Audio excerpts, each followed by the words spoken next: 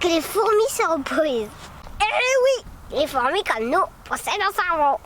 Le système nerveux des fourmis, ce sont environ 100 000 neurones, soit près de 4% de leur poids.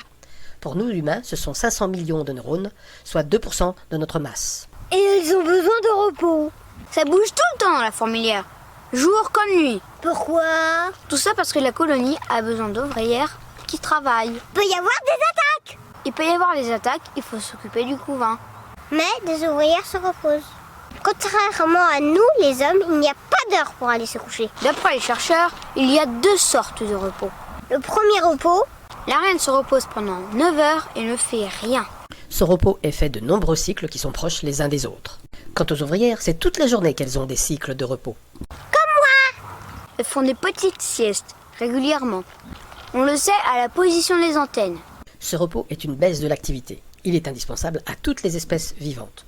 Mais il est sans perte de réactivité. Ce n'est pas un sommeil comme le nôtre. maintenant le deuxième repos. C'est le repos hivernal, la diapause. Il fait froid, les activités diminuent et il n'y a plus rien à manger. La reine ne pond plus. C'est un repos, mais pas un sommeil. Et il y a des fourmis paresseuses. Les scientifiques se posent actuellement une question. Est-ce qu'elles servent à quelque chose? Est-ce qu'elles attendent qu'on les appelle pour des travaux? Par exemple pour défendre le nid s'il y a une attaque?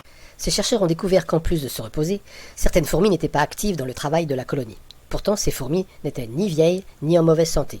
Durant une observation de 18 jours, ces fourmis n'avaient rien fait dans la fourmilière. La question est, auraient-elles un rôle particulier ou sont-elles paresseuses? Reprenons-nous.